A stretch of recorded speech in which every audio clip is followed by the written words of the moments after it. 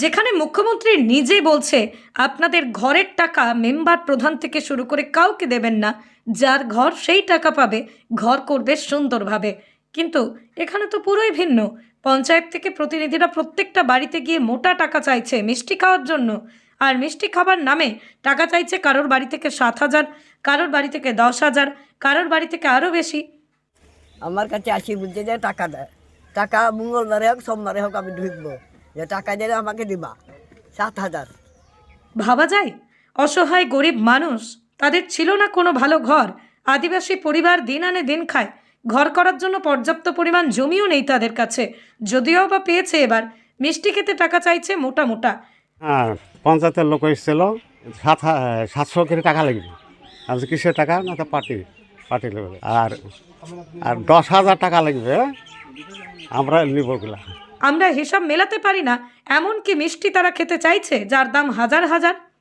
ঠিক এমনই মিষ্টি খাওয়ার নামে মাস্তানি চাঁদা তুলছে জলঙ্গি ব্লকের কাঁটাবাড়ি অঞ্চলের সহায়ক মহসেন আলী সহ তার দল।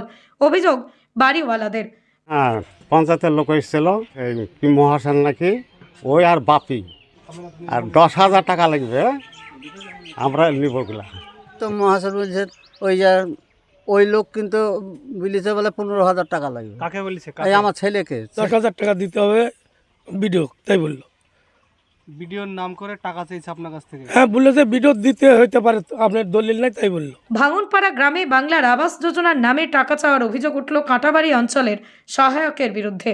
বাড়ি বাড়ি গিয়ে উপভোক্তাদের থেকে টাকা চাইছে, কারোর কাছে 8,000, কারোর কাছে 10,000 টাকা চাওয়ার অভিযোগ উঠল খোদ পঞ্চায়েতের সহায়কের বিরুদ্ধে। টাকা না দিলে পরের কিস্তির টাকা আটকে হুমকি দেওয়ার অভিযোগ উঠছে।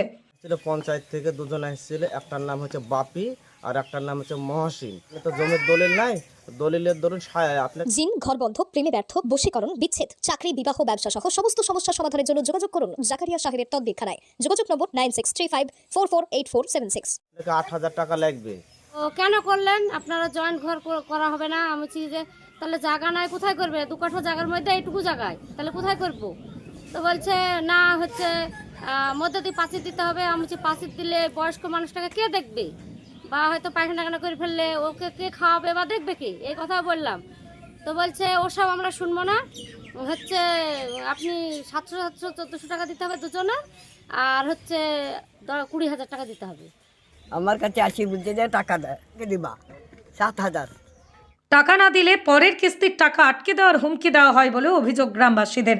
যদিও অভিযোগ অস্বীকার করেছেন কাঁটাবাড়ি অঞ্চলের সহায়ক মহসিন আলী। তার দাবি, নিয়ম মাফিক কাজ না করায় আমি পরের কিস্তির টাকা দেওয়া হবে না বলেই জানিয়েছিলাম। টাকা চাওয়ার অভিযোগ ভিত্তিহীন। স্টোরি বাংলা, শুধু খবর নয়, সবার কথা সবার কাছে। বুধবার আমি কাঁটাবাড়ি গ্রাম পঞ্চায়েতের ওই কাঁটাবাড়ি ভাঙনপাড়া বলে একটা সংসদে ঘর দেখতে গিয়েছিলাম। সেখানে ঘর ইনকোয়ারি করলাম, কিছু কিছু ঘর দেখলাম। একটা ঘর যেমন দেখলাম বাবা পেয়েছে, সঙ্গে 2 ছেলে পেয়েছে। আর একটা ঘর দেখলাম মা পেয়েছে, ছেলে পেয়েছে। আর একটা ঘরও দেখলাম যে বাবা পেয়েছে, ছেলে পেয়েছে। আর একটা ঘর দেখলাম বাবা পেয়েছে, ছেলে পেয়েছে। এরকম কিছু ঘর দেখলাম। তো সেখানে দেখলাম যে টাকা পেয়েছে বাবা এবং 2 ছেলে একটা বাড়ি করে নিয়ে বসে আছে, মা ছেলে একটা বাড়ি করে নিয়ে বসে আছে। এবং আর এক জায়গায় দেখলাম যে বাবা ছেলে ও একটা করে বাড়ি করে নিয়ে বসে আছে, আর এক জায়গায় দেখলাম বাবা ছেলে একটা বাড়ি করে নিয়ে বসে আছে। তো ওদের সামনেই আমি সম্মুখেই বললাম যে সরকারের নিয়ম অনুযায়ী আপনাদেরকে যারা টাকা পেয়েছেন সে বাবা ছেলে একসঙ্গে হতে পারে, কিন্তু বাড়ি করার সময় আপনাদেরকে সেপারেট বাড়ি করতে হবে। যদি সেপারেট বাড়ি না করেন তাহলে কিন্তু এই একটা বাড়ি দেখে আমি 3 জনের টাকা দেবো না। তাই এই কথাটা আমি ওদের মুখের উপরই বললাম, এবং তাতে হয়তো ওরা একটু অখুশি হয়েছে। এবং ওখানে দীর্ঘক্ষণ ধরে ইনকোয়ারি করার পর তখন কিছু বললো না। পরবর্তীকালে আমি দুপুরের টিফিন খাবার খেয়ে গিয়ে আবার যখন ওইখানে ইনকোয়ারি করতে যাই, লাস্ট বাড়ি যখন ইনকোয়ারি করে বেরিয়ে আসি, তখন দেখতে পেলাম যে বাড়িগুলোর আমি বলেছিলাম যে আপনারা জয়েন্ট বাড়ি করেছেন, টাকা পাবেন না সিঙ্গেল না করলে, তারা এক জায়গায় বসে একটা কী যেন আলোচনা করেছে। তাতে আমার একটু সন্দেহ হলো যে কিছু একটা হবে। ঠিক বেরিয়ে আসবো তার আগের মুহূর্তেই ওরা আমার বাইকের সামনে এসে বললো যে আপনি এরকম টাকা চেয়েছেন, নিয়ে চেয়েছেন। আমি বললাম এরকম তো কথা আপনাদেরকে বলিনি। আমি বললাম যে শুধুমাত্র আপনারা যারা জয়েন্ট বাড়ি করেছেন, জয়েন্ট বাড়িতে একটা বাড়ি দেখিয়ে এক বাবা 2 ছেলে টাকা হবে না, সেখানে আমি একজনকেই টাকা দিব, আর 2 জনের জন্য আপনাদেরকে সেপারেট বাড়ি করতে হবে। আমি এর কারণটা হচ্ছে জয়েন্ট একজন ভিত্তিহীন, অভিযোগের কোনো গুরুত্ব নেই।